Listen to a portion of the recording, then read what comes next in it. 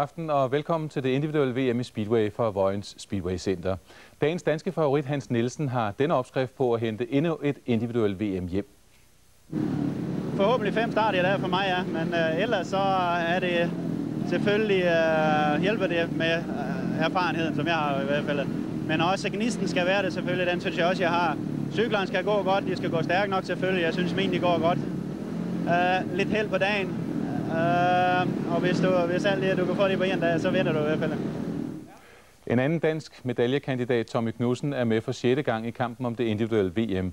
Hidtil bedste resultat er bronzemedaljen helt tilbage fra 1981. Tommy er første dansker på slaggerne i Vojens Speedway Center. Vi vil være klar til første heat her på Vojens Speedway Center. En pragtfuld aften. Jeg ved ikke, hvordan vejret er i resten af Danmark, men her er der i hvert fald bravende sol i Sønderjylland, og 20.000 tilskuere omkranser stadion, så rammen er simpelthen perfekt. Om det så også bliver en stor dansk speedway-aften, ja, det kan vi få et godt billede af allerede her efter første heat. For der skal vi nemlig se en af de danske storfavoritter, Tommy Knudsen. Der er 3 danskere med i finalen, Tommy Knudsen og Hans Nielsen, og så debutanten Jan Stegmann. Med al respekt for Jan Stegmann, så vil det være en sensation, hvis han vinder VM-titlen. Men derimod både Tommy Knudsen og Hans Nielsen har gode muligheder. Hans Nielsen har prøvet det 3 gange før, Tommy Knudsen aldrig. Så for 32-årige Knudsen er det ja nu eller aldrig, for næste sæson indleder man et Grand Prix-system, en Grand Prix-serie, som man kender det fra Formel 1. Det indfører man også her i speedway-sporten, så det er altså sidste gang, man afvikler VM-finalen på denne traditionsrige måde med en one-night stand, en aften, hvor det gælder. Og Jan O. Petersen, du vil selvfølgelig selv have været med dernede, helst været med dernede, verdensmester i 1991, det var den eneste titel du fik, så sagde det en grim skade der ud af billedet. Lad det være historie, men Jan O. Petersen, du er ekspert, du har kørt med alle de gutter. Tror du, det kan blive i aften, at Tommy Knudsen her i rødt, han gør det? Helt sikkert, han er meget opsat på at vinde i aften. Han har arbejdet på det her i mange år, og jeg tror nok, han tror, det bliver hans aften i aften, og derfor er jeg sikker på, at han har den fornødne selvtillid, der skal til for at vinde det. Han virkede meget afbalanceret, da vi talte med ham i ryttergården. God kontrol over nerver, for det er virkelig en VM-finale. Det ved du også alt om. Der er nerverne på højkant. Netop fordi det er i aften. Der er ikke råd til fejltagelse i de 5 heat. Altså det, der gør en vinder og en taber i aften, det er simpelthen nerverne. Det er ikke, hvad de kan gøre ude på banen. Det er, hvordan han kan holde sig selv kold og rolig og koncentrere sig om det, han skal gøre. Her har vi oplejningen til første heat i årets VM-finale på Vojens Speedway Center. På inderbanen Tommy Knudsen i rødt. Så er det en VM-debutant, Josh Larsen fra USA, med danske bedsteforældre. Så er det Chris Lewis, sidste års bronzevinder, Chris Lewis fra England. Og yderst endnu en VM-debutant, den unge Stefan Danø fra Sverige. Men et heat, som Tommy Knudsen skal vinde, bør vinde, hvis hans VM-hold skal gå i opfyldelse. Tommy Knudsen er først ned i første krog, men han drives af unge Stefan Danø på ydersiden, og Josh Larsen lige i hælene på ham. Men et perfekt første hjørne af Tommy Knudsen. Altså stadigvæk Tommy Knudsen foran Josh Larsen, og så er det Chris Lewis og Stefan Danø fra Sverige på 4. pladsen. Og det så jo perfekt ud, Jan, det første hjørne, som Tommy Knudsen lavede. Simpelthen. Han var med i starten, han lavede ikke det sted starten, men han havde fordel i inderbanen. Og det gjorde, at han kom lige nøjagtigt i det sted, han første skulle. Og de andre lavede den skidende i sving, så det er ikke noget, der kommer rundt om. Ude på sidste omgang, de sidste 300 meter, som ovalen er her i Vojens. Og så har Tommy Knudsen det bedste udgangspunkt for måske at få endelig sin drømme opfyldelse. Han er blevet 32 år. Han startede som VM-debutant i 81 med en bronzemedalje, og det er stadigvæk hans bedste resultat. Skal det blive i aften, han får guld. Her var der i hvert fald 3 point til Tommy Knudsen, 2 til Josh Larsen, 1 til Chris Lewis og 0 til Stefan Danø. En utrolig vigtig start for den 32-årige Knudsen.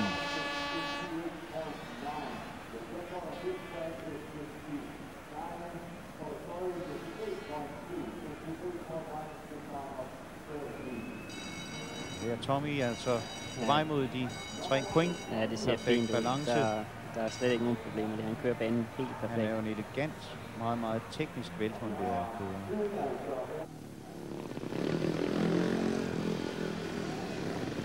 I billedet den regerende verdensmester Sam Ermolenko. Klar til aftens andet heat, hvor han skal op mod Jason Crump i blåt, Tony Rickardsson og Mark Loran.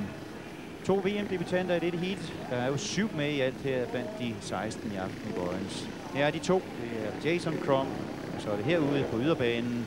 Nummer 8 i gul hjælpefarve, Mark Loran.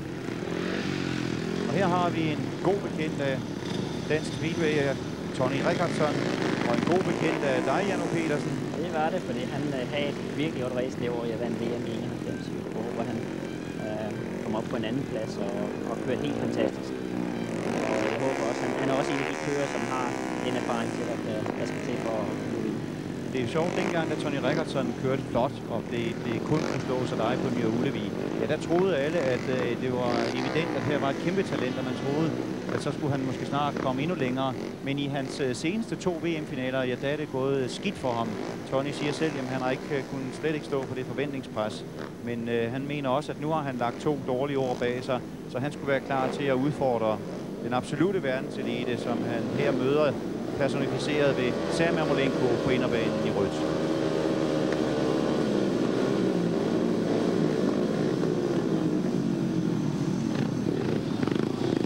Uro ved startsnoren. Mark Loran, der har problemer. Kan du vurdere, hvad det kan være, Jan? Det er koblingen, der trækker for ham. Man kan se, at de nedjusterer koblingen. De ser ikke ud til at få den indstillet helt nøjagtigt, eller at der har sket et eller andet, da han har været op ved stregen, og nu pludselig har trukket frem. Ja, de kan se, at de justerer den nu. Den er simpelthen enten slidt igennem, eller noget, og skruen er noget, der går løs, og den har skruet sig selv ud, og så hans kobling ikke har virket.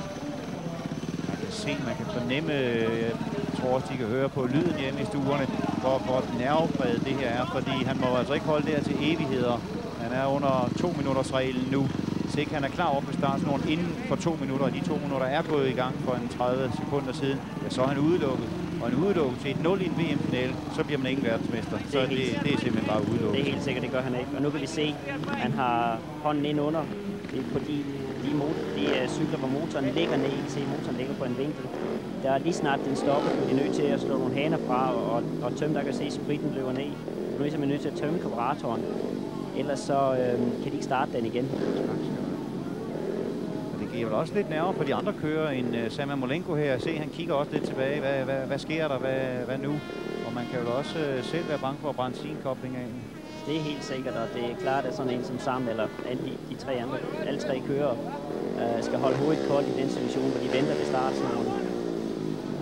Det er svært, altså har de den rigtige indstilling, og har de den rigtige aften, så skal de også nok gøre det, men det er meget nemt at blive alt. Hvad sker der nu ved Tony Rickardssons cykel? Hvad er... De kommer sprit på den håber. De synes åbenbart, at der skal noget mere sprit på, at den ikke kører tør inden i omgangen. Nogle kører med så små tanker, at de kan faktisk kun køre 4-5 omgange, inden de kører tør. Og vægthensyn? Ja, simpelthen.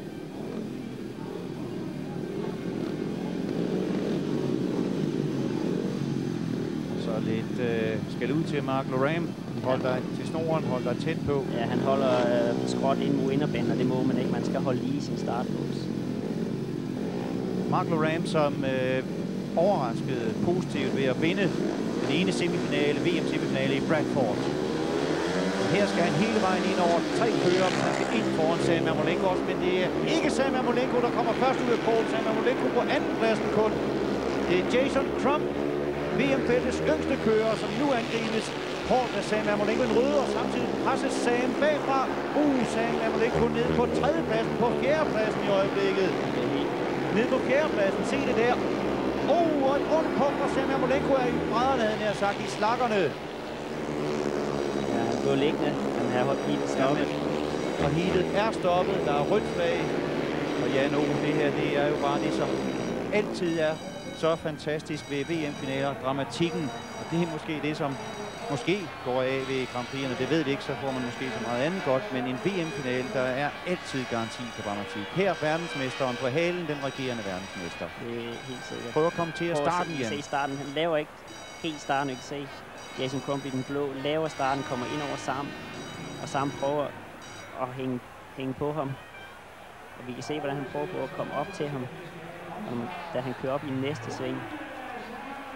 Der kommer han. Jason Crump lægger sig ind over ham, så samtidig så drejer lidt hårdt, men bliver ude i banen.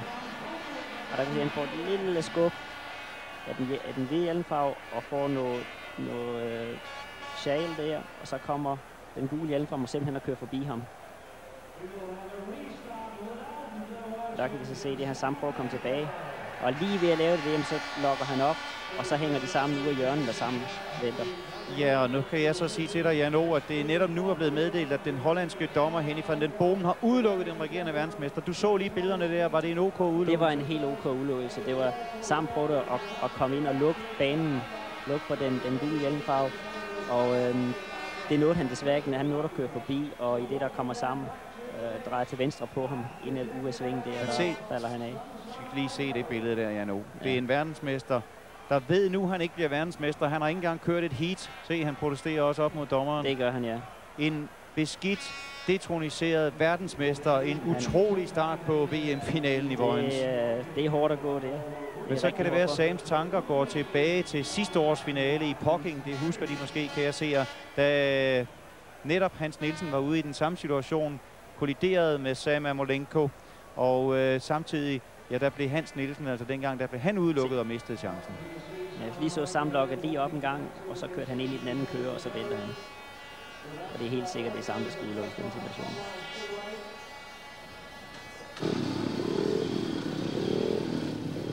Ja, I kan se, der mangler altså en kører ind på inderbanen. Verdensmesteren, og det er han stadigvæk, men er det ikke, når 20. heat er kørt i aften. Sam Amolenko ude af heat 2, udelukket af den hollandske dommer.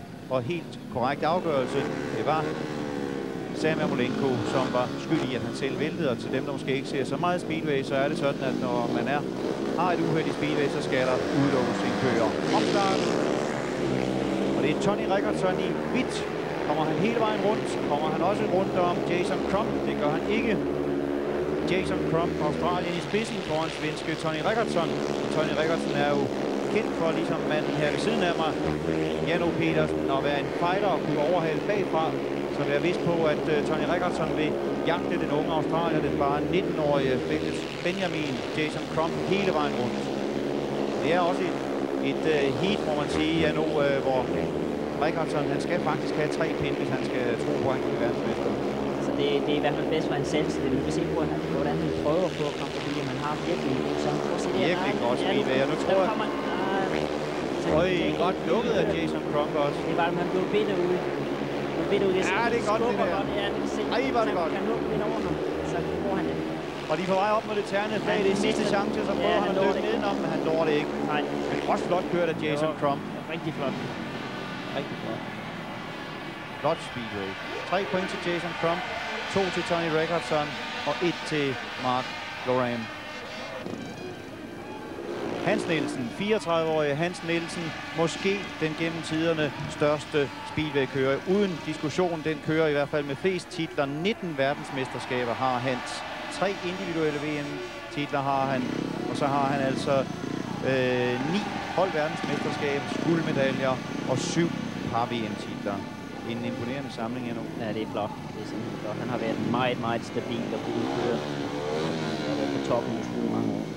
Men noget Hans Nielsen ikke har, det er vundet et VM-guld individuelt på hjemmebane. Har kun kørt VM-finale i Danmark en gang tidligere, 1988 i Vojens, hvor Hans tabte til ærkerivalen Erik Gundersen. Et fantastisk år. Det var dengang, da dansk speedway dominerede hele verdensscenen. Og der var 3 mand på sejrskam. Den sidste, det var nemlig Jan O. Petersen som bronzemedalje. Men her Hans i blot i et hårdt felt mod blandt andet VM-outsideren i hvidt, Thomas Goller fra Polen. Og der er tumult i første sving, og Hans Nielsen er nede. Ja, det så faktisk ud, som om han lagde sig ned. Der blev skubbet godt ned i første sving. Det ser vi på sløven. Men tak skal du have, Jan O., for en VM-finale med dramatik. Vi har nu set ikke engang 3 heater. Vi har set både den regerende verdensmester og VM-sølvvinderen i slaggerne. Jan O., hvad sker der? Prøv at se, alle 4 får en god start, og de kan se specielt de 3 første, de ligger sig simpelthen helt over hinanden. Og de hænger sammen ned i første hjørne, og Hans er den, der må gå ned. Okay, så er spørgsmålet, nu var det i første hjørne, så dommeren har mulighed for at lade alle 4 starte igen. Om han vælger det, eller han udelukker nogen. Ja, han burde lade alle 4 komme tilbage, for det er simpelthen 3 kører, der kører ned i samme sving. Er det ikke Thomas Goller, som også er kendt for at køre hårdt i den hvide? Kører han ikke lidt hårdt? Eller er det? Nej, det er det, man godt må. Først man se, han læner sig helt ind over. Ja, det gør han. Ja, slet ikke noget. Der er ikke noget at sige. Det er simpelthen bare ikke plads til alle kørende dernede. Der er ikke én, der giver sig. Nej. Starten gik også meget hurtigt, kunne vi se. Da det grønne lys kom, og så fik starten det samme. Det er nok det, der tog nogle af dem lidt på en overraskelse. Og hvis de ser, at Hans Nielsen trækker på sit højre ben, så er det altså ikke kun fordi, han lige har slået det nu. Det er sådan, at Hans rent faktisk kører med en brækket højre fod. Det skete for 4 uger siden i en første divisionsmatch i England. Fantastisk. Ja. Se, der bliver skubbet godt. Og Hans cykel retter simpelthen op, og han kan ikke nå at dreje den igen. Du er nødt til at lægge sig ned.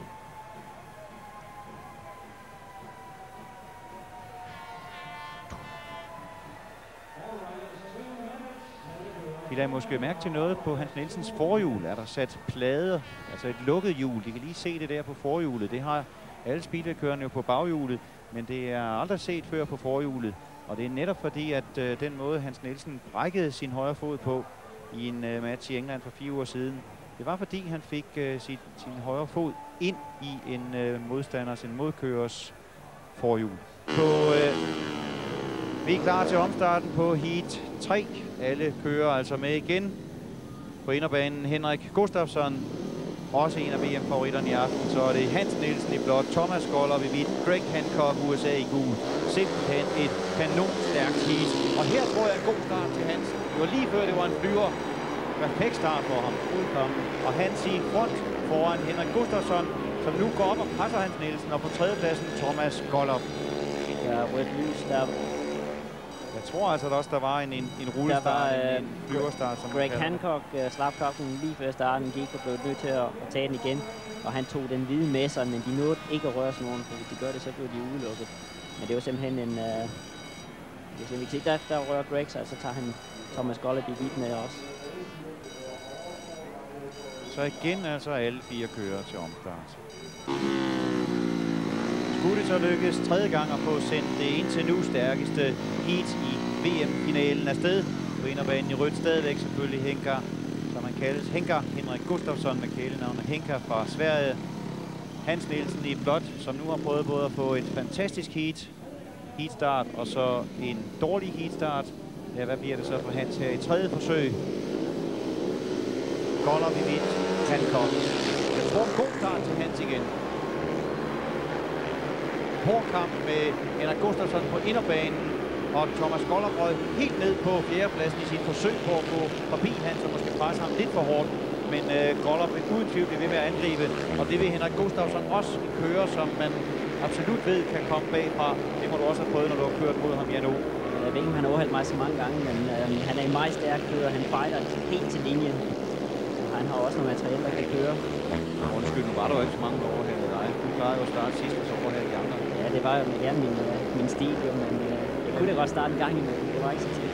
Men Henker kan overhælde, ligesom du kunne også. Det kan han, ja. Han er en fin kører. Men til gengæld så kan du vel også fra din erfaring sige, at var der en, der er svær at overhælde, og først han er i front fra spids, så er det Hans Nielsen. Det er helt sikkert, altså.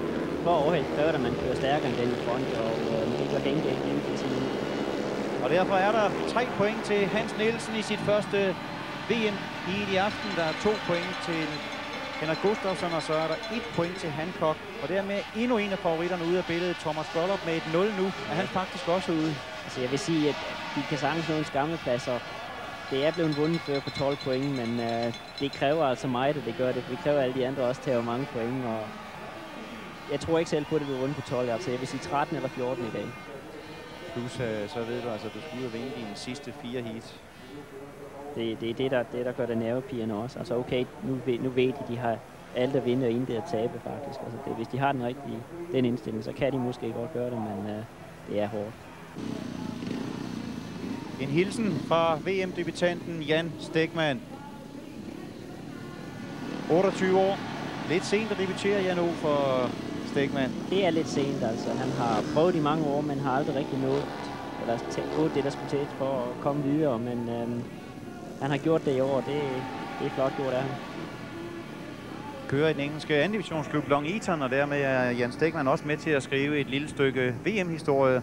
For han er den eneste kører fra en anden divisionsklub, der nogensinde har kvalificeret sig til en VM-finale. Og det siger jo lidt om hans potentiale. Og Stegmann har fået god lodtrækning på den måde, at han her møder, i hvert fald i sit første heat, som er så vigtigt, 3 kører, som han burde kunne slå. I blot Marvin Cox, Piotr Svist i hvidt, og i gul Craig Boyce.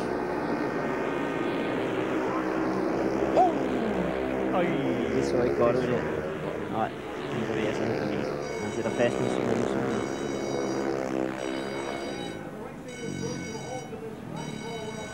Nerver. Ja. Nerver. Helt sikkert. Men det kan godt være, at det gør ondt, men som de også hørte Jan O sagde, det vigtigste som i denne hårde basketsport, for det må man erkende, det er plaget også af mange skader. Det første, man altid kigger på, det er, bevæger manden sig, og det gør han. Det gjorde han, ja. Så hellere, at der er lidt skrammer, men bevæget sig med det samme. Det er helt sikkert. Han ligger derovre nu. Han har nok slået sig gevaldigt, men... Her hvor en, der også lå i stakkerne, Sam Ermolenko, på vej tilbage i pitten.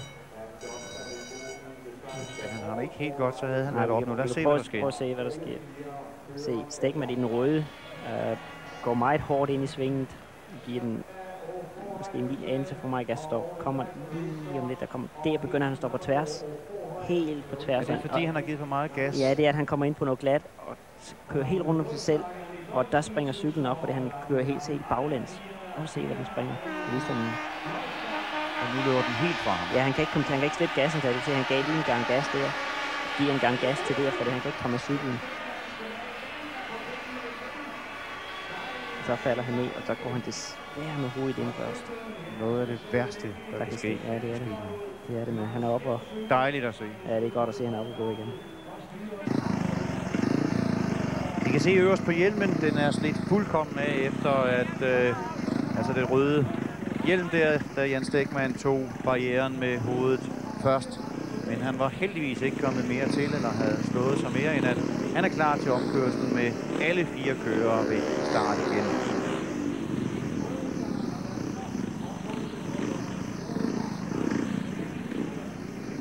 Og det kan måske godt ske det mærkelige, Jan, at Stegmann nu sådan noget er sket, så er det ligesom, okay, så kan det sgu ikke gå, så kan det ikke gå værre, og måske smider han så nerverne væk, for der er ingen tvivl om, han havde simpelthen nerver på i det første sving.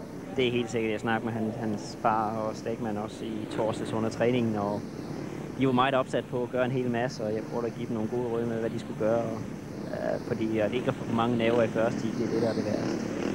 Men det kan være, at han har fået det bedre nu. Simpelthen, det skulle ikke. Lad os se Jan Stegmann på inderbanen i rødt, Marvin Cox i blåt, Piotr Svist i hvidt, og på yderbanen Australiens Craig Boyce.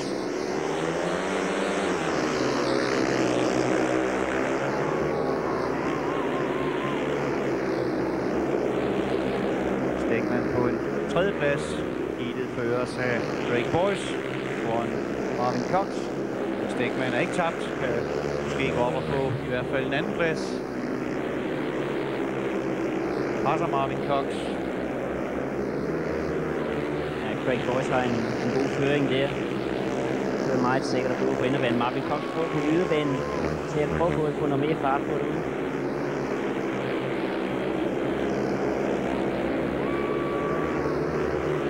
Og igen på yderbanen Marvin Cox. Der har han måske, nu har han en chance at komme forbi. Ja.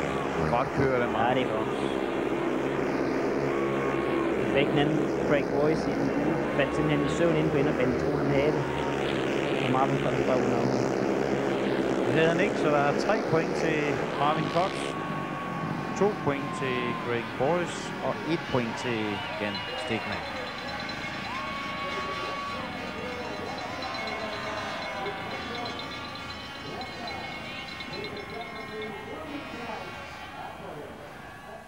Samtlige 16 kørere har været i aktion, og her er en oversigt over de 4 hitvindere med maksimumscore 3 point.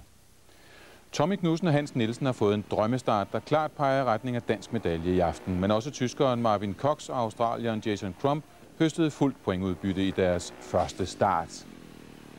Tommy Knudsen skal i 5. heat prøve kræfter med den rutinerede Sam Ermolenko fra USA, og i 7. heat kan Hans Nielsen få sat tingene på plads i forhold til Jason Crump fra Australien. Vi er klar til 5. heat, og vi skal se Tommy Knudsen mod Sam Ermolenko og Thomas Goller, men overraskende står de begge to på 0 point, og det er jo en kæmpe chance for Tommy Knudsen. Man havde jo faktisk regnet med, at de to skulle stå på 3 også, men altså Ermolenko, der blev udelukket, og Goller blev sidst i sit heat. Tommy Knudsen i blot på bane 2. Og igen en kanonstart af Knudsen, men angribes så på yderbanen af Sam Ermolenko, og på inderbanen i rødt af Great Boys fra Australien. Og Thomas Goller helt tabt igen. Så går Sam Ermolenko op på andenpladsen. Kæmper hårdt. Meget hårdt kamp om andenpladsen mellem Sam Ermolenko i hvidt og Great Boys i rødt. Han har ikke fået det endnu til Great Boys. Det er en lille skub i de svinger. Det giver jo ekstra meter frit spil næsten til Tommy Knudsen, så Tommy sætter ikke de 3 point til nu. Overhovedet ikke, altså når man lægger slås ned bagved, så den får en helt chance for, en stor chance for at komme længere foran, og det har han jo også fået nu. Ude på sidste runde, og det er jo bare herligt. Tommy Knudsen ligger nu på 6 point efter 2 heat, medmindre han får et motorstop, og han har sat 2 af favoritterne allerede bag sig. Ermolenko og Thomas Goller har han så mødt. Ja, det bliver 3 point til Tommy Knudsen, det blev 2 til Great Boys, og det blev 1 til Sam Ermolenko, og dermed er det i hvert fald helt definitivt, at Sam Ermolenko ikke genvinder sin titel. Det gør han ikke, han kommer heller ikke på skammen den her gang. Det er færdigt, han er en nedbrudt mand lige nu. Og en nedbrudt mand, det er årets speedway-komet Thomas Goller garanteret også. Helt sikkert, han har nok sat store forhåbninger til i år. Det havde han og bakket op. Der er flere tusinde polske tilskuere, der har taget op. De kom helt til træningen i torsdags for at hæppe på Thomas Goller, og nu står han altså med 2 heat og 0 point. Nu se. Sammen prøver på at køre forbi Craig Boys, og jeg kommer faktisk forbi ham. Men da vi kører, prøv at se, han kommer i, ligger sig til, og så han skubber til ham. Og det har sammen føringen over ham. Men der kommer den røde hjælpsfarve tilbage igen. Sam ikke have været inde og lukke helt af der? Ja, men det var ikke, han kører ikke langt nok foran til at komme ind og lukke af. Og der går han helt ud i banen, og der har han tabt det. Vi er klar til heat 6, og selvom der ikke er danskere med, så er det ganske interessant. Især at lægge mærke til de 2 svenske flag. På inderbanen i blåt Henrik Gustafsson, og på yderbanen i gul Tony Rickardsson. De står altså begge to på 2 point, og de hører til de varme guldnavne. Og med Sam Ermolenko og Goller ude af billedet, så er det klart, at de 2 svenskere ser deres chance. Men det kræver næsten også 3 point i dette heat. Og det er Henrik Gustafsson i blåt har fået en god start i hvert fald, mens Henker blev lidt klemt nede bagved i den gule hjelmfarve. Flot start af Henrik Gustafsson, og Henker har store problemer i den gule hjelmfarve, og i øjeblikket ude af billedet. Det er måske også Marvin Cox her, som ligger på slakkerne, og der er rødt flag, der er omstart.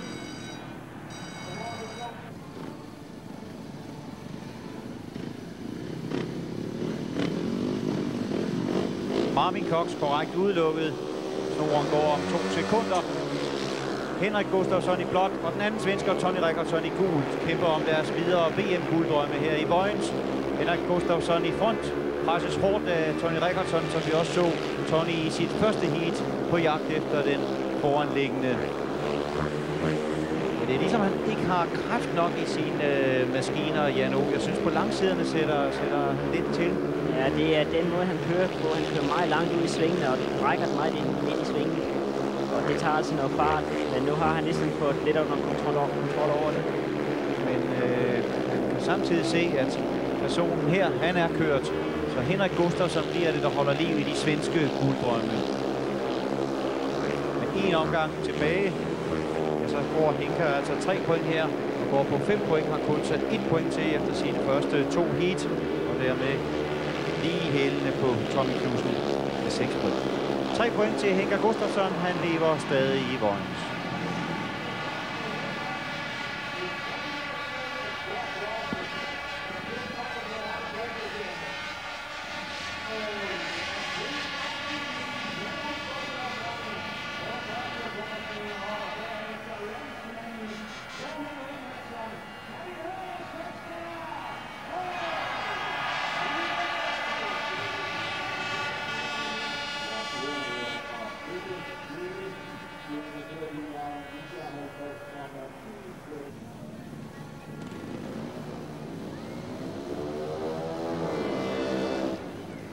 Hans Nielsen ude og inspicere slakkerne, som Hans jo er berømt, berygtet for tit at stampe lidt i jorden. Det må du også kunne huske, Jan, når du har holdt ved siden af ham. Det kan jeg godt huske, ja. Jeg kan endda også huske, at der er nogen, der har gået op og givet ham en skål samtidig for at skulle grave, men bare som en joke selvfølgelig. Men jo, han er meget kendt for at grave, og er man ude med ham, så nogle gange kommer man ikke så hurtigt ud, fordi han bruger meget tid på at grave dernede, så derfor så slapper man lidt af og venter på, at han kan grave færdigt, så kommer vi andre ud. Så han kunne ikke hylde dig ud af det, vel? Overhovedet ikke, nej. Nej, jeg tror heller ikke, det var så meget for det her i dag. For Stegmann, som han skal op mod ved siden af sig, ja, han var ikke engang kommet på banen endnu. Så Hans selvfølgelig bare ude og tjekke slakkerne. Han er perfektionist og overlader intet til tilfældighederne.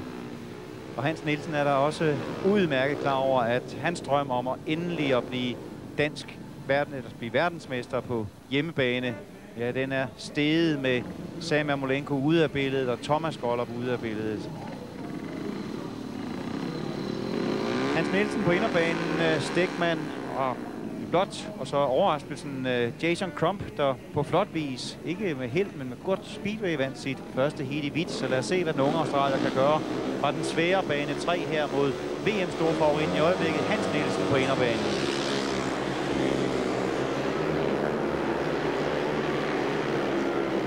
Han gør det godt igen, Jason Crump i hvidt fra den svære bane 3. Se, Jan Stegmann er faldet. Også Stegmann kom godt fra start.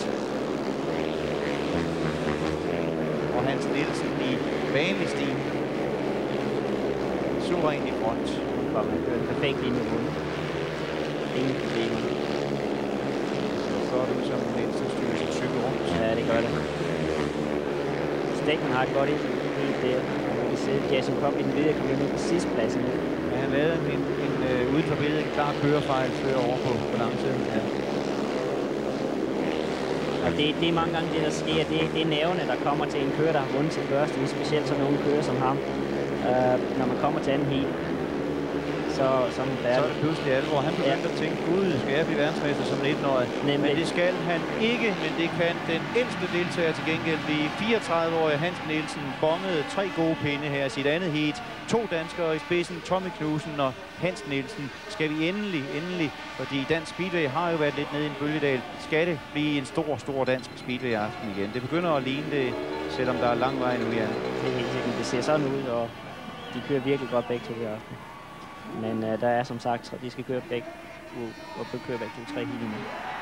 Starten, Hans perfekt på inderbanen. Perfekt start, løfter lidt ind i hjørnet. Ingen problem. Vi kan se Jason Crump skubber lidt til den gule kører. Og vi prøver på at gå udenom Stegmann der, men Stegmann får rigtig godt træk på inderbanen og laver en god langside op til den tredje hjørne. Men Hans er bare kørt. Stegmann fik også 2 point her i et flot heat til Stegmann. Og så var der 1 point til Chris Lewis.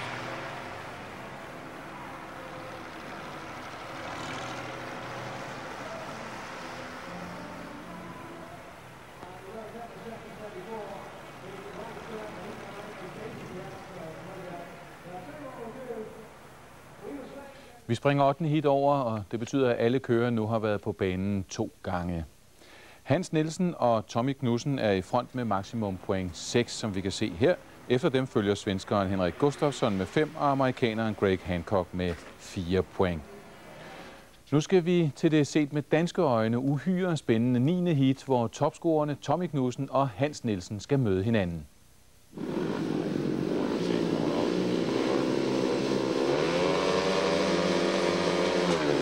Så gik starten til 9. heat på yderbanen. Hans Nielsen, som kom bedst afsted, og Tommy på en 3. plads. Der kommer Rikardsen ind under Hans. Rigtig meget fart på balancen. Prøver stadigvæk. Men det ser ud til, at Tommy Knudsen igen skal gå skuffet fra en VM-finale. Hans Nielsen er suverænt kørende.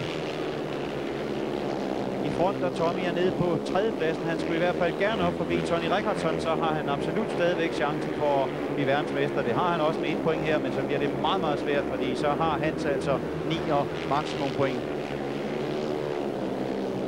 Helt sikkert, det er stort. Det er meget vigtigt for Hans at vinde det heat her. Vi kunne se, da han startede, hvordan han koncentrerede sig om, og han gjorde det. Men Tony var lige ved at snyde den væk til. Ja, det var han. Men der bliver det 3 point til Hans Nielsen, og så står han på fantastiske 9 point efter 3 heat. Og en skuffet Tommy Knudsen må konstatere, at der altså kun blev 1 point til ham. Og han er nu 2 point bagud i forhold til Hans Nielsen, med her hvor de begge to skal ud 2 gange mere. Det ligner mere og mere en 4. VM-titel til Hans Nielsen, men der er 2 heat endnu. Der er 2 heat for ham endnu, og der kan ske meget lige fra Maskinoheld til. Det er prøve at se i starten. Prøv at se, hvordan Hans laver en helt flot start, og Tommy når ikke rigtig at komme med. Men der ser vi Tony Rickardsson i den røde hjemme fra inderbanen, og lige ved at snyde den væk til. Men ellers et perfekt hjørne for Hans, der er ikke noget at sige om det. Men der kommer Tony Rickardsson meget hårdt ind under ham der. Men han får lagt cyklen helt ind på inderbanen, så han ikke kan nå at komme forbi. Vi er klar til 10. heat. 10. heat, hvor vi har Jan Stegmann i hvidt, Greg Hancock på inderbanen i rødt, Sam Amolenko i blåt, og altså Stegmann i hvidt. Kommer ikke med rundt Stegmann, samtidig med at Josh Larsen stod på hovedet nede i første sving. Josh Larsen altså udelukket, da han stod af på en mystisk vis i første sving, men altså Stegmann i hvidt får dermed endnu en chance for 3 point her i aftens 10. heat. Der bliver en åbning til Stegmann, sætter han sig igennem, og han ikke helt. Det er Greg Hancock. Amerikaneren Greg Hancock fra Cradley Heath i front, og Stegmann efter ham. Og på 3. pladsen aftens helt store negative overraskelse, Sam Amolenko. Stadig verdensmester, men nu kan han begynde at tælle minutterne ned, til han ikke er det længere.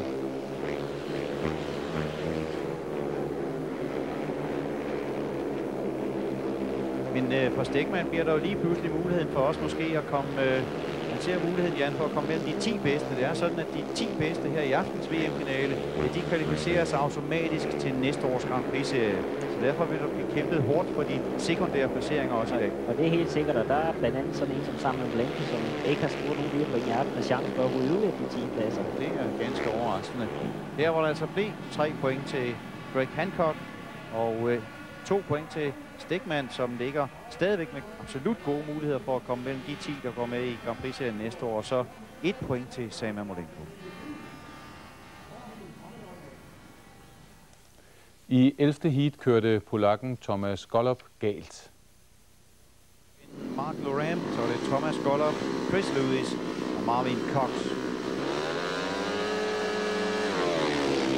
Ingen af dem har de helt store chancer for at sige nogen overhovedet for at blive verdensmester, men i hvert fald chance for at være med til at skabe mere dramatik. Det skal jeg love for her, hvor det var i den røde hjelm fra Mark Loram, og så var det Golub i blåt. I blåt der. Ja, det tror jeg, det var det. Ja. Det var Thomas Golub, der også kom galt afsted. Okay.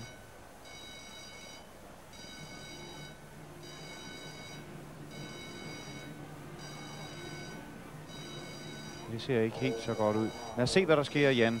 Det er, jeg tror, det er Golub i blåt, der kommer galt afsted sammen med Mark Loram, englænderen i rødt. Jeg kan prøve at se det her. Golub laver faktisk starten og står helt stille og vælter faktisk helt af sig selv og prøver på at hænge på cyklen ud, men ryger desværre i barrieren med den.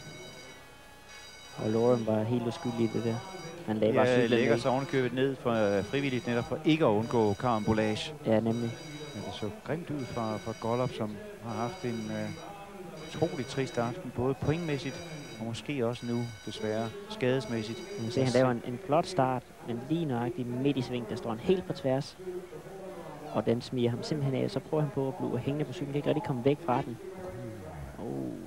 Og får rigtig meget fart på ind i ryggen. Ikke godt, ikke godt. Nej, det værste, der næsten kan ske. Han rammer cyklen til lige med. Ja, og nakken får knækket. Nakken og ryggen får et slag. Nej, ikke igen.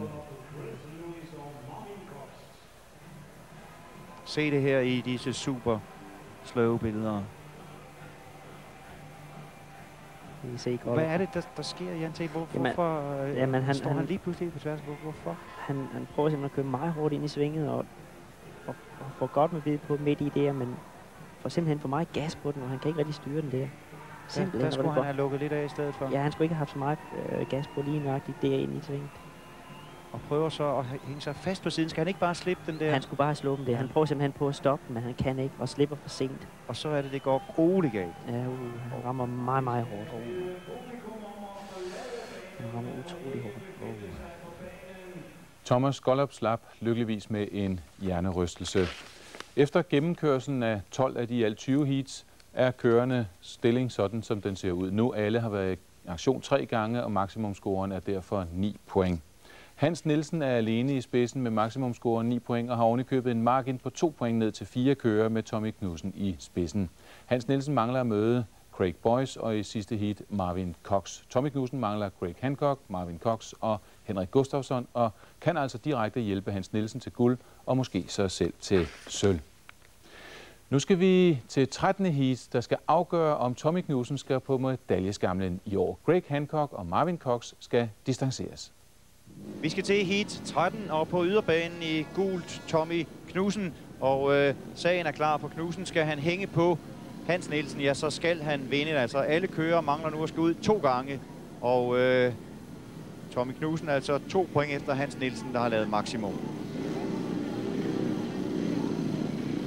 Og Tommy Knudsen er op mod Jason Crump på inderbanen, der har 3 point. Greg Hancock fra USA 6 point.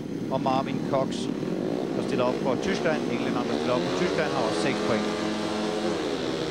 Det er sidste udkald for Tommy Knudsen. Han skal med. Han får chancen indenom, men det lykkes heller ikke. Og så begynder det at ligne noget, vi har set desværre mange gange før for Tommy Knudsen. Har startet så stærkt. Intentionerne har været der. Viljen har været der. Og så krakelerer det omkring 3. 4. Og vi ser det Greg Hancock, der fører den blå hjelmeoverfejer. Og han er faktisk en af dem, der har mange point. Ja, Greg står på 6 point, så han går i hvert fald også forbi Tommy Knudsen og har en stærk chance for at komme på medaljeskampen, Greg Hancock. Og Greg Hancock har jo også noget at revancere sig for. Han skuffede fælen i sidste års finale i Poking. En stærk amerikaner, Hancock, og troede, han skulle lave en god finale sidste år i Poking, og så sluttede han sidst. Det har nok gjort, at han tager sig lidt mere sammen i år. Han har nok troet, at han var for god sidste år, for det han var virkelig god og en af de sorte heste. Men her blev det altså 3 point til Greg Hancock, 2 til Marvin Cox, 1 til Jason Crump og skuffende 0 point til Tommy Knudsen.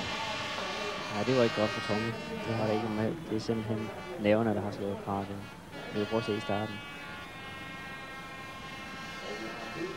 Ja, vi får Tommy helt ude fra yderbanen i gult.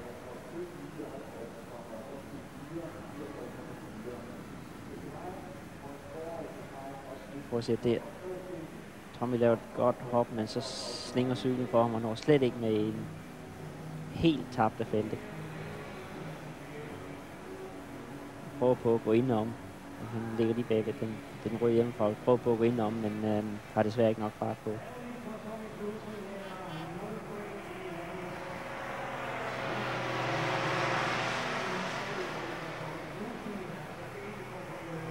Slipper ellers godt nok, den trækker godt lige til at starte med, men der kører den bil.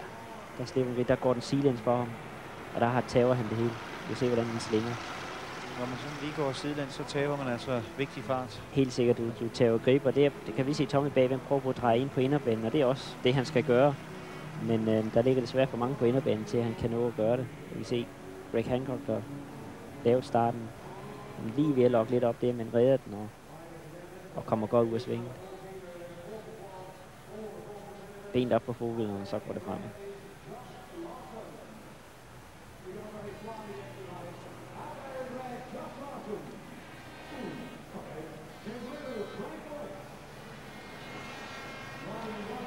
Hans Nielsen humper, men der er bestemt ikke noget humpende over hans kørsel. Imponerende en mand med en brækket højre fod. Det er immervæk kun 4 uger siden. Nu sidder han igen på speedway-cyklen. Første gang han gjorde det efter uheldet, det var her i torsdags i en Superliga-match, og så har han haft 2 matcher i England. Og det skal siges, at Hans har overhovedet ikke brugt foden som nogen undskyldning op til forberedelserne. Har sagt, selvfølgelig var det ikke optimalt, men jeg har mærket i de 3 matcher, at det kan fungere. Så hvis det ikke lykkes, så skal det ikke bruges som nogen undskyldning. Men han har bestemt heller ikke haft brug for undskyldninger. Den 34-årige Hans Nielsen, feltets ældste, men mest kompetente fører. Men nu skal man hverken sælge bjørneskind før den er skudt, eller plukke VM-trofæer ned ad træerne før det sidste heat er kørt. Hans Nielsen har altså 2 heat endnu. Som du sagde før, Jan, et motorstop, ja, så kan det ødelægge alt. Fuldkommen, ja. Altså, der er... Jeg vil sige til, at man kører over stregen, er der ikke noget, der er vundet. Det er simpelthen så vigtigt, at det hele det flasker sig. Og problemet er selvfølgelig også, hvis han synes, han får det for nemt, ikke, så kan han igen slappe af. Der er så mange ting, at man hele tiden skal huske på, når man enten er i en stærk vinderposition, eller man kommer bagfra. Man skal hele tiden prøve på at koncentrere sig om at køre sit spil. Ikke om at vinde eller tabe, men simpelthen koncentrere sig om at lave starten og køre rundt. Det er utroligt vigtigt. Og han burde være erfaren nok til at gøre det, det er han. Det er det, der kommer netop, der må hans fantastiske rutine jo komme ham til hjælp nu. Han har prøvet det så mange gange før. Helt sikkert, han er stærk nok til det. Men igen, man skal stadigvæk hele tiden mindes om det, ikke at blive for have for stor selvtillid og tænke på, at man har vundet, inden man har vundet, for det har man altså bare ikke. Der er så mange ting, der kan ske. Hans Nielsen, som kører for Coventry i øjeblikket, har kørt i alt i 17 år i England. Ganske fantastisk. Men nu er det også slut. Ikke på karrieren, men Hans Nielsen vender hjem til Danmark. Har jo lige fået familie. Sammen med Sanne har de også fået en lille datter, Daisy. Og de flytter til Danmark fra november. Her gælder det VM-finalen 1994. Hans Nielsen på yderbanen i gul. Og ikke den bedste start for Nielsen. Anden, tredje, fjerde pladsen ned.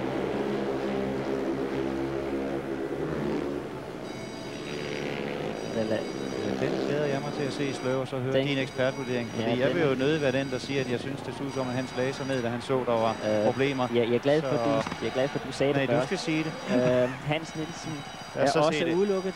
Det er gule lampe. Lad os se det. Hans. Jan, prøv at se det. Han laver en rimelig god start, og prøver på at lægge sig ind over, men der sker ikke noget. Og der kan vi se, der mister han svingen lidt, og der lægger han sig ned.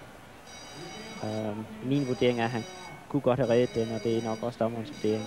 Du kan se, at Hans Nielsen er udelukket. Jan O. Petersen mener, at det er en korrekt udelukkelse. Det er en af de ting, som det er heldigvis... Det er heldigvis en af de ting, som... Nu kan vi prøve at se det her, så kan vi rigtig se det her. Prøv at se, han prøver at læne sig ind over det, og så kører han lige der. Der er ikke noget. Nej, der er ikke noget der. Nej, der er ikke noget der. Han kører. Det kan vi roligt sige, uden at... Vi kan jo ikke sidde med rød-hvide briller, men desværre. Der er ingen tvivl. Udelukkelsen er korrekt. Ja. Men det bringer spændingen tilbage i VM-finalen. Det er helt sikkert. Du sad lige og sagde det. Ja. Det er ikke kørt før det sidste, og det ved jeg. Og han laver sådan en god start der. Han løfter en lille smule, og ikke helt med. Men ligger på en anden tredjeplads der. De prøver på, de ligger der helt inde på inderbanen. Der mister han den lidt der. Og så prøver han, ja. Der er ikke, vi så det faktisk også allerede i live-situationen. Ja, det gjorde vi, ja. Det så faktisk sådan ud, at det så roligt ud, da han væltede. Og jeg tror, der har vi Hans bryster på hovedet. Jeg kan ikke forstå det. Og være vidst på, selvom han har 3 titler, individuelle VM-titler hjemme, så er der ikke noget, han hellere ville end vinde foran hjemmepublikum 20.000 i Vojens. Han har ikke glemt, at det var Gundersen, der vandt den eneste gang tidligere, der har kørt VM-finale i Danmark. Skal han nu snydes igen? Han laver det. Der er ingen tvivl. Nej, han laver en fejl, der er kørt i sving. Han prøver på at køre ind på inderen, hvor han skulle have blevet på midt i banen og simpelthen kørt rundt det ud, fordi han kunne måske have nået den anden plads rundt i sving. Det tror ikke, han ville have vundet, men jeg tror, han vil få den anden pladsen. Det er også, tror du, Jan, at han simpelthen spiller på, fordi man kunne godt få fornemmelsen, at Hans laver en forkert satsning. Han satser på, at okay, der er mange ryttere dernede, der er mange kører, og dommeren kan ikke rigtig se, at vi får lov at starte alle 4. Ja. At han vælger den løsning frem for at gå efter det ene point. Det skulle man tro. Det ser det ud som i hvert fald. På. Det kan være, jeg ved ikke, om det er muligt, så jeg skal ikke love for meget, men det kunne være interessant, hvis vi kunne få en kommentar fra det fra Hans i ryttergården, men der er jo nerver på i øjeblikket, så det ved vi ikke endnu. Men det kunne være interessant i hvert fald at få svar på det, om det var en bevidst satsning for Hans. Men jeg skal... Det bliver spændende nu. Der har været drama i denne VM-finale. Det er helt åbent igen nu. Fuldkommen, altså der er... Og må ikke en Tommy Knudsen ærger sig gevaldigt over, han fik et 0 før. Jo, det er helt sikkert. Altså, hvis Tommy havde vundet det sidste heatet, vi lige har set, så har han haft alle 10 chancer for at kunne vinde VM-finalen. Ja. Fordi at han har et lidt nemmere heat i hans sidste heat, og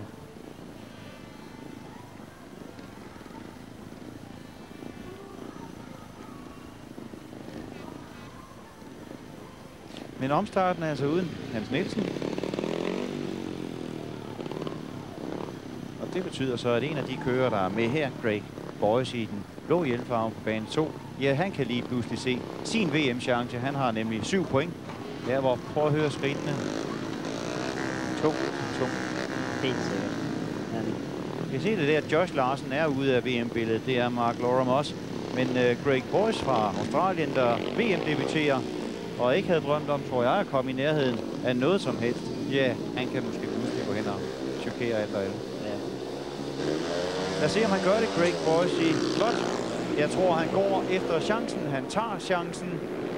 Han bonger 3 point her, hvis ikke der sker mærkelige ting nu.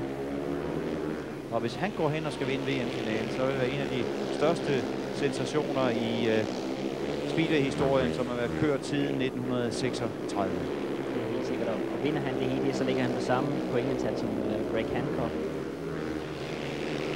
Altså vældig hårdt. Altså, Mark Loram får alt på helt ude i banen for at komme forbi. Igen går han ud i banen for at komme mere fart på sig. Ind under ham. Virkelig godt. Ja, det er flot. Det er flot. Ja, rigtig god finale, både med flot speedway og dramatik. Alt det, som sporten står for. Helt sikkert. Det er virkelig godt kørt. Perfekt overhældning med det. Helt ude i banen og så ind. Men han har problemer med motoren. Greg Boyce kommer tilbage ud af VM, ind i VM. Det er Speedway på topplan. Se, den sætter ud i hans motor. Det var ærgerligt. 3 point til Greg Boyce, der går op på 10 og fører løbet i øjeblikket. Og 2 point til Mark Loram. Og 1 til Josh Larsen, og altså 0 til Hans Nielsen, som blev udelukket.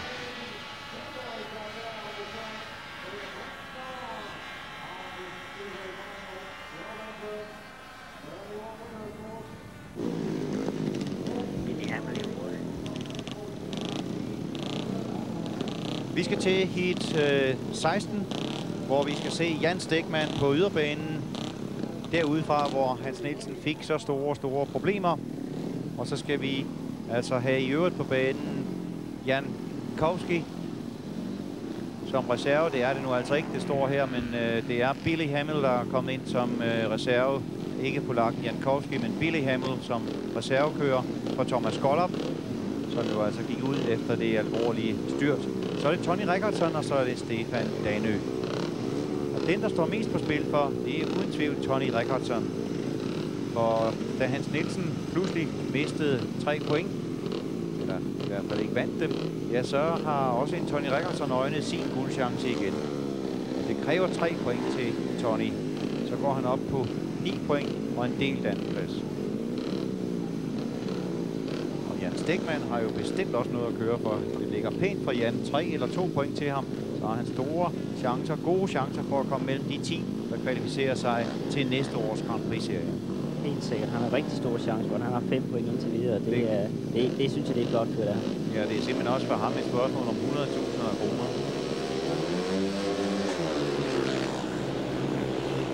En dårlig start for Stegmann. Meget dårlig start. Man kører så igennem 2 kører. Ja, flot kørt. Efter en håbløs start. Så var han iskold. Og Tony Rickardsson og Lille Blå, der lavede et hul for Jan Stegmann. Og så var han simpelthen og tog det rigtige sted på det rigtige tidspunkt og kørte igennem det. For det var en flot set. Efter en vanvittig start, ikke? Ja, han var helt sidst. Og Tony Rickardsson tilbage på guldkurs. Mystisk bilbær. Helt sikkert. Det skifter fra en minut til anden. Det kan ikke være mere spændende.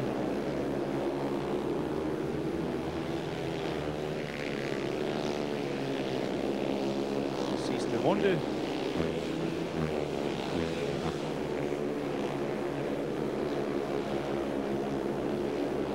Det kan vist ikke undgå at blive 3 gode point til Tony Rickardsson. Går op på andenpladsen, stadig svensk guldchance, og 2 til Jan Stegmann, som ligger meget flot på 7 point. Jan Stegmann, den danske VM-debutant. Og så var der 1 point til Stefan Daniel.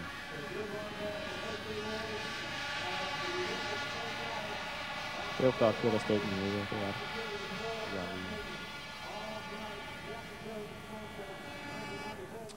Før de sidste 4 heats er stillingen i medaljekampen denne. Hans Nielsens udelukkelse kostede dyrt. Både Boyce og Hancock har passeret ham i den samlede stilling. Boyce og Hancock tørner sammen i 19. og næstsidste heat, mens Hans Nielsen er i aktion i 20. og sidste. Tommy Knudsen er i aktion for sidste gang i aften, og i 17. heat møder han blandt andet Jan Stegmann. På banen til 17. heat, det var Mark Loram i blåt, der lige skulle have en hjælpende hånd til at sætte Speedway-cyklen ottens. Hvor mange heste har sådan en egentlig nu? De har lige knap nok 70 heste. Og skyder på langsiden næsten 120 km. Ja, cirka, ja, men de har et utroligt stort drejningsmoment i derfor. Der er ikke nogen gear på det direkte træk fra krumtoppen af og til baghjulet. Og derfor er det utrolig mange heste her på den måde. Det føles som at ride en rodeo-hest. Mange gange gør det, ja. Altså, man skal passe utrolig meget på. Det kan man jo også se i aften. Der er også sket mange ting. Altså, man skal i hvert fald vide, hvad man gør, når man kører sådan en. En af dem, der normalt gør det, det er Tommy Knudsen, som vi skal se på inderbanen i dette heat. I rød hjelmfarve. Men Tommy må nok ærge sig gul og grøn over. Han havde et heat sidst han var ude, hvor han fik 0 point.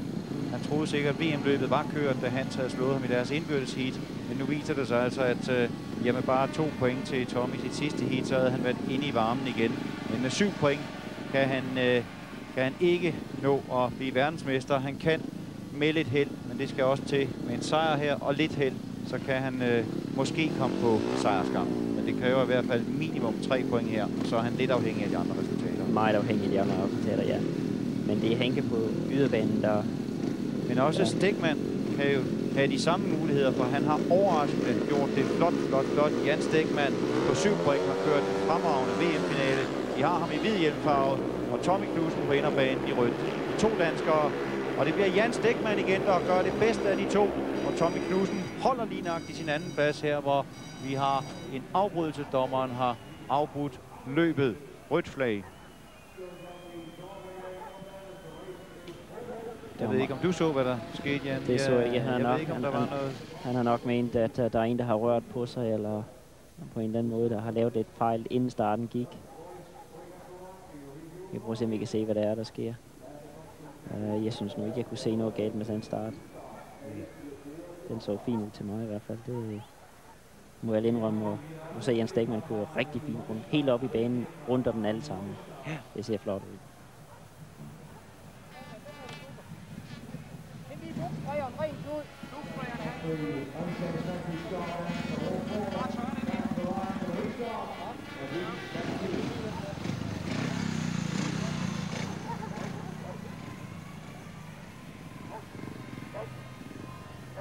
Der er lidt kontakt mellem 2 cyklerne, tror jeg, her om lidt, men det burde ikke være nok til, Jan. Nej. Det er jo det, som overhovedet gør, at man skal have en omstart. Overhovedet ikke. Du kan se, Tommy er væk på helt baglæns der. Vi har lidt problem lige midt i sving der. På bane 1 og 2 i første sving. Ja. Der er store problemer. Ja. Præcis, David kører en perfekt linje ud på jorden der. Jeg synes virkelig, det er imponerende, som Jan Stegmann har kørt i aften. Ja, det er det også. Der, hvor vi har Tommy Knudsen ved lige at... Ja, han har lidt problemer med sine briller. De dukker lidt, og derfor putter han noget specielt spray på, vi har til det, så de ikke dukker, så han kan se, hvad der foregår. Og jeg kan se hans roll-off, som vi kalder det, hans afrydningsglas sætter på brillen. De virker lige som en filmet kamera, og når han trækker den lille snor, I så det, så kører filmen hen over brillerne. Kommer der et nyt rent glas? Kommer der nyt rent, og der har man hele rullen. Jeg brugte også selv den hele tiden. Jeg kunne ikke bruge andet. Altså, de store afrydningsglas er gode nok, men man har ikke så mange af dem. Og hvis man får for mange afrydningsglas på, så flimmer det. Nu har du også brug for mange af dem. Du lå jo tit bagved. Ja, det har du ret i, jo. Så, men mange af de tykke afrydningsglas, hvis du har mere end 2 eller 3 på, så begynder de at flimre, og så kan man ikke rigtig se, hvad der foregår foran. Og derfor er det mange kører, der bruger det roll-off-system der. Jeg synes, det var fantastisk godt. Problemet er, at du kun har en strive hen over brillen, du kan se ud af. Men igen, det er en vanesag, altså jeg kunne sagtens køre med det, og kørte ikke med andet i utrolig mange år. Lad os se, om Jan Stegmann kan gøre det lige så godt igen, her hvor han er tvunget ud i en omstart. Så skal vi altså også lige huske manden på yderbanen, Henrik Gustafsson, som har en teoretisk guldchance. 3 point til Henrik Gustafsson. Så går han på 11 point. Det kan give en opkørsel om en guldmedalje. Det kan det. Men vi må se, hvad der sker, fordi han lavede ikke ret god start sidste gang. Nej, det gjorde han ikke. Det har han slet ikke gjort i aften. Han har ikke lavet nogen gode starter. Nej, den var nu godt nok rigtig dårlig på sidste. Så han er sikkert glad for en ny chance. Men igen er det Tommy, der laver en god start, og den her gang lærer han sig vel ikke overraske af Stegmann eller af andre. Nej, og ærgerligt for Stegmann med omstart, og han er nu helt nede på en 4. plads. Tommy Knudsen foran Mark Lauren, Henrik Gustafsson og Jan Stegmann. Tommy lavede rigtig fint sving i det første. Han havde lige lært sin fejl, han lavede første gang med, at han kørte ud i banen. Ja, det kan altså give Tommy Knudsen en god chance for måske at komme på sejrsgangen. Sandsynligvis så på trin 3, hvis det skal løse. Han er stadigvæk afhængig af resultaterne så i de sidste heats. Det er helt sikkert. Men vil selvfølgelig også gerne slutte med manér her i VM-finalen 94, og det gør Tommy da også med 3 point. Vi har 2 til Mark Lauren, 1 til Henrik Gustafsson, og må ikke Stegmann ærger sig gul og grøn. Så kan vi ikke regne så meget ud på de sekundære placeringer nu, men det kan måske også gå hen og betyde, at han måske ikke kommer med i Grand Prix'en. Det er svært at sige nu. Han slutter i hvert fald på 7 point. Det er 7 point, og han har i hvert fald en stor chance for at komme med mellem de 10 bedste, men 7, det er nok lige det omkring, hvor det er knald eller fald. Det bliver dernede omkring de skiller, så ja, det gør det nemlig. Han må vente spændt. Stegmann. Ærgerligt for ham. Fik så flot en start, inden de måtte ud i en omkørsel. Så skal vi til det heat 19. Det er næst sidste i Vojens her i aften, men det kan meget vel blive heatet, hvor vi skal have VM-guldet placeret. Kig på de 2 mænd i midten. Greg Hancock, USA, og Greg Boyce fra Australien på 10 point. Hvis en af de 2 vinder, så er han verdensmester 1994. Og ligegyldigt hvem af dem det skulle blive, hvis det bliver en af de 2 herrer, så er det en sensation. Simpelthen intet mindre. Men også på yderbanen har vi altså en Tony Rickardsson, som har 9 point, bare 1 efter de 2 herrer. Så går han hen og vinder det, ja, så har han i hvert fald sikret sig mindst en omkørsel om guldet. Helt så vi har 3 mennesker her, som har guldet i deres egne hænder, kan selv afgøre det endnu. Plus, hvis Rickardsson går hen og vinder det heat her, så kan Hans også komme på samme antal point. Ja. Så vi skal i hvert fald håbe for Hans Nielsens guldchancer, at hverken Greg Hancock eller Greg Boyce vinder det. Altså Greg Hancock i blåt og Greg Boyce i hvidt. Tony Rickardsson i gult.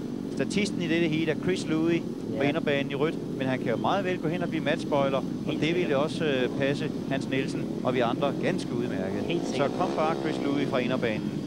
Han vandt jo sit sidste heat, og er sikkert nok rigtig tændt på at vinde det her også. Jeg vil tro, Hans Nielsen har hen og viske god råd til Chris Louis i rødt. Det er ham, de danske tilhængere skal satse på. Han kan give Hans Nielsen en ny guldchance. Men det ser ikke godt ud for Chris Louis. Og hvad med Henrik Gustafsson? Det er Tony Rickardsson. Det er Tony Rickardsson, der gør det. Tony Rickardsson, så ligger det stadigvæk, så kan Hans Nielsen sikre sig en omkørsel om guldet. Og Tony Rickardsson kan selv, han sikrer sig i hvert fald en omkørsel om guldet, hvis det her holder. Sammen med Greg Boyce, for han er også kommet i afkørsel. Der kommer Greg. Men der er hård kamp om andenpladsen. Meget hård kamp om andenpladsen. Førstepladsen er Oceaner væk. Lad os se andenpladsen. Det er de 2, som selv kan sikre sig også en omkørsel om guldet. De har begge 2 10 point nu. Det er i vidt øjeblikket Greg Hancock, USA, som dermed i hvert fald er sikker også på en omkørsel om guldet. Men vær helt sikker på, at det er Greg Boyce i den hvide, som ligger til de 2 point. Og det er ham, der får samme antal point som Tony Rickardsson. Simpelthen flot kører Tony Rickardsson start helt ud på midten. Og der sikrer Tony Rickardsson 3 point og slutter på 12. Dermed er han klar til et omkørsel om guldet, for det ved vi nu, der bliver for Greg Boyce fik 2 point fra Australien, og dermed slutter han også på 12. Så i hvert fald skal Boyce og Tony Rickardsson ud i en omkørsel om guldet. Skal vi have Hans Nielsen med? Det ved vi efter aftens sidste og 20. heat. Jeg skal love for, at der har været spænding. Prøv at se. Craig Boyce laver faktisk starten med Tony Rickardson, hvor lige før sving kommer han rigtig hurtigt ind i svinget og går ud midt i banen, hvor Craig Boyce flyver ind på inderne og lokker op, og så kører Tony Rickardson simpelthen forbi ham der. Flot kørt. Utrolig udvikling, denne VM-finale har Ja, haft. ved det hvad. En ret godt kørt af Tony Rickardson. Boyce laver sådan en fin holdning. Se hvordan Tony Rickardson kommer hele vejen rundt om. Han går ud midt i banen, lige nøjagtigt det på kanten af, hvor døden den ligger. Og så foden op, og så går det frem. Og der er ikke nogen, der kan fange med på det. Og svensk forståelig glæde.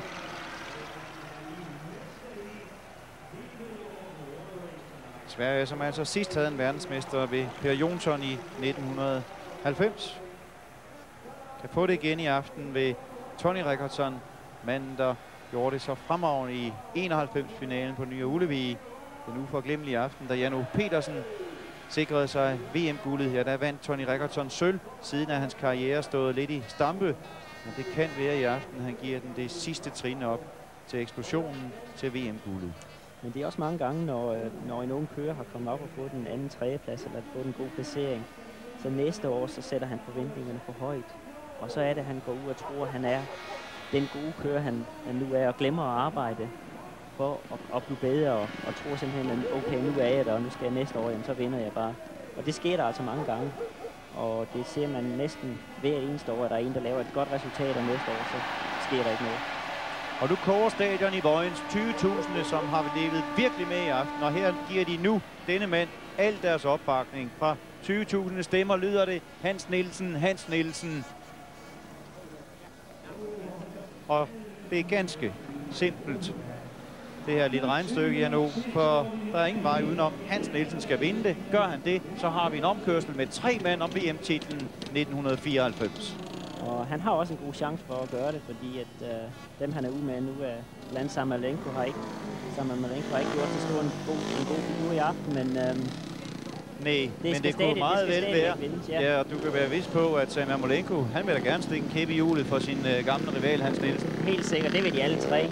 Det er der ikke noget til. Og hans er bane 3, det er ikke den bedste bane, der har været i dag, men han ligger op, hvad der skal til. Det bliver spændende at se. Det tror jeg nok. Men Hans Nielsen har det altså nu i egne hænder igen. Ja. Det har han, for han skal vinde her, så har han omkørsel, så det er op til ham selv, om han vil være den første dansker, og dermed den eneste dansker nogensinde, som vinder 4 individuelle VM-titler. I øjeblikket er der 3 mand, der har vundet 3 gange. Ole Olsen, Erik Gundersen og Hans Nielsen. Og så har Jan O. Petersen vundet 1 gang. Hans Nielsen kan nu blive outstanding. Han kan blive den første dansker, der vinder 4 VM-titler. Se, han er lidt held med i det, da han fik en anden chance for at afgøre det. Eller får en anden chance for at afgøre det.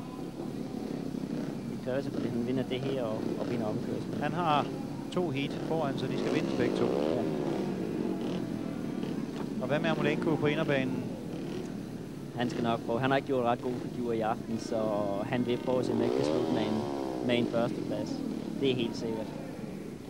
Men man må også sige, Jan, at når nu Hans får en ekstra chance, så Cox og Danø, det er 2 kører, han skal slå selv på bane 3. Helt sikkert. Han skal slå alle 3, og det har han også. Flot start. Sådan! Sådan! Iskoldt. Sam Amolenko på jagt efter ham, men Hans har lavet starten, men jeg synes, Sam trækker ind på ham. Og banen er jo også sporet, den er svær. En enkelt kørefejl, så er Sam der i hvert fald nu. Han trækker mere og mere ind på Hans Nielsen, I don't like it. Nej, Hans har en god køring, det han kører rigtig flot midt i banen. Ja, vi kan sammen ikke komme til at hente ham. Han fik taget godt afstand igen. Ja, det gjorde han. Det ser godt ud. Kigger sig lige tilbage nu og kan se, nu er der kontrol. Nej, det er en godt forspring nu. Passerer nu det gule flag, og dermed sidste omgang. Hans Nielsen er 200 meter fra og sikrer sig en omkørsel om guldet 1994. I en finale, der har indebåret alt. Og der er den. 3 point til Hans Nielsen. 3 point til Hans Nielsen, og dermed omkørslen om guldet 1994. Det har jeg ikke turde gætte på, da VM startede her. Ja. Du sagde ellers inden, da jeg spurgte, om du skulle låne 1000 kroner til bookmakeren, så ville du sætte dem på Hans Nielsen, men undervejs, der gav du ikke meget for Nordjyllands chancer. Jeg vil nok sige, at chancerne var lidt små, men som jeg også ved i Speedway, alt kan ske. Og der ser vi simpelthen en fantastisk start. Ja, den er lige til lærebogen. Den er lige til lærebogen, der. Helt cykelland foran, lige da han går ind i svingen. Løfter en lille smule midt i svingen der, men ikke noget, der ikke kan kontrolleres.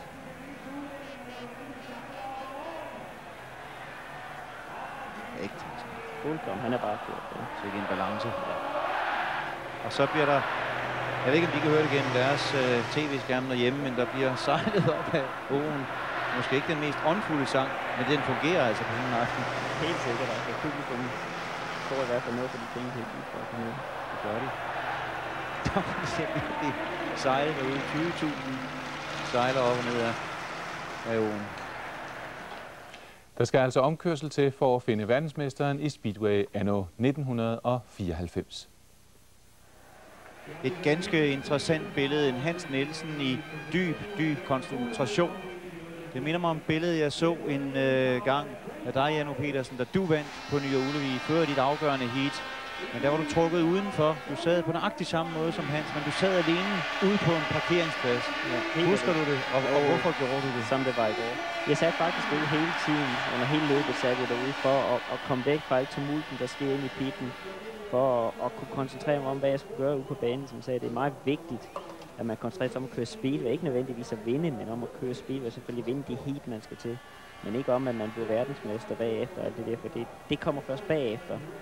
Men det er meget vigtigt at komme væk fra alt det tumult, fordi der sker så meget rundt omkring, og folk snakker og råber og cyklerne går. Og det er meget nervepirrende, og det er ligesom derfor, hvis man har et vis ro over det hele, så kan man klare det der, så kan man koncentrere sig om at gå og lave sin start og køre i løbet igen.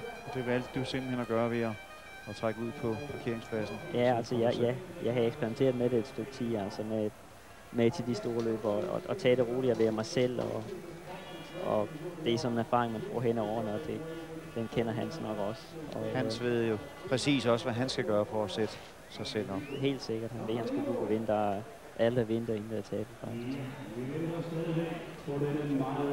Ja, jeg var fristet til at sige, at jeg tror virkelig på Hans nu, fordi han er så rutineret og kold og har prøvet det oftere end især. Vi har en VM-debutant, Greg Boyce, men de så måske lige billedet før også, hvor Greg Boyce bare stod og nød atmosfæren. Jeg ved ikke, hvordan pokker den knægt har gjort, men han har virket så afslappet hele aftenen. Det har han. Vi har ham her, og derfor er det er altså ikke sikkert, at han knalder den hjem, fordi det var også en Tony, som har kørt han har en vis erfaring, og blevet bedre og bedre i aftenens forløb her. Og jeg vil nok sige mere, at Tony han har erfaringen til det også. Altså Craig Boyce skal stadigvæk gøre det, men Tony har en del erfaring i at køre VM, og det tæller måske her. Men okay, hvis Craig Boyce simpelthen bare er her bare for synes skyld og bare gøre sit bedste og ikke tænker på at vinde VM, så kan han godt.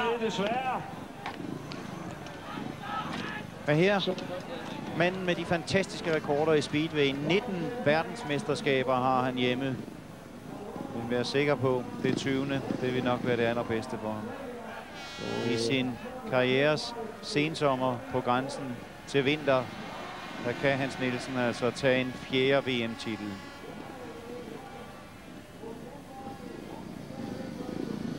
Danmark har ikke haft en verdensmester i Speedway siden 1991. Jan O. Petersen. Det er på tide, vi får det igen. Det er på tide, at Danmark ser lidt får en verdensmester i Danmark, så vi kan komme tilbage der, hvor vi var førhen okay. Det er lidt svært, for det der var vi simpelthen så mange gode kører.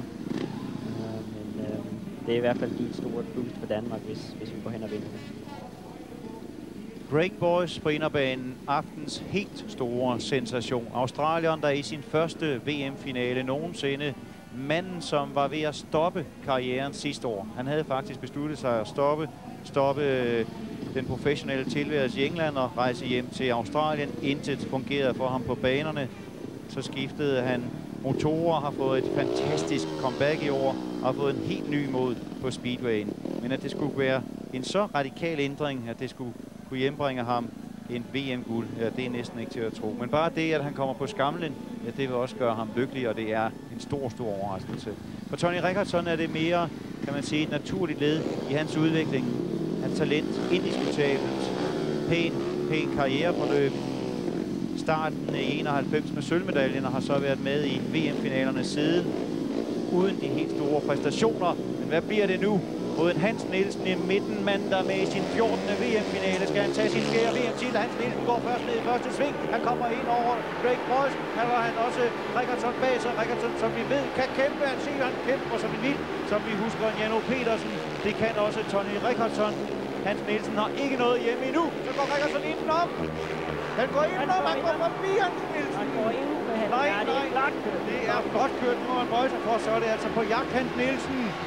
Og det er nogle lange omgange, der bliver nu her på Tony Rickardson. Når Rickardson kunne gøre det, så er der også plads til en Hans Nielsen. Men Rickardson har skabt afstand. Helt sikkert, at han kører en fantastisk fortsæt stærk kører. Ligger en kvart halvlangsomt foran de andre. En omgang tilbage, og Sverige har verdensmesterskabet hjemme ved Tony Rickardson.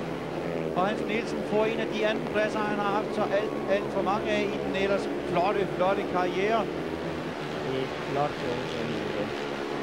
Og det er sidste sving, og det er Tony Rickardson, der ryster hovedet. Han kan ikke tro det, men det er sandt. Han er verdensmester 1994, og de svenske tilskuere strømmer ind på Speedway-banen her i Vojens.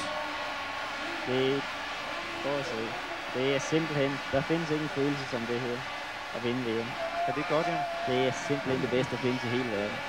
Jeg kunne så godt tænke mig at prøve det igen, men desværre. Greg Hancock blev nummer 4, nummer 5 blev Tommy Knudsen, og Jan Stegmann blev nummer 9. Alle 3 danskere har dermed kvalificeret sig til Grand Prix-serien næste år. Det er en nyskabelse inden for Speedway-sporten. Hvordan kunne det ske, at Hans Nielsen lod sig overhale efter sin utrolig gode start i omkørslen? Ja, det har han selv denne simple forklaring på. Fordi jeg dummer mig. Jeg laver simpelthen en fejl, og Tony han kører det virkelig godt heat. Det sker, jeg laver en god start. Jeg kommer ned af langsiden ned til det fjerde sving, hvor jeg kører lidt inderbanen, fordi jeg var lidt bange for, at de skulle komme under mig, hvis jeg kører for langt ud. Men jeg så mig komme lidt for langt ind, hvor der var en glat plet, og så står jeg helt på tværs og simpelthen mister momentum og må slå af gassen. Og så var det for langt ind, jeg rigtig kom i gang igen op ad langsiden. Og så i mellemtiden, så har Tony så kørt ind langt ud i banen, hvor der er lidt bid. Og tager chancen ikke at køre ud og prøve på at få nogle mellemgående op ad langsiden, og så kører han så under mig op ad langsiden, indenom mig op ad langsiden, ind i næste sving. Og det var godt hit af ham, og det var en dumhed af mig.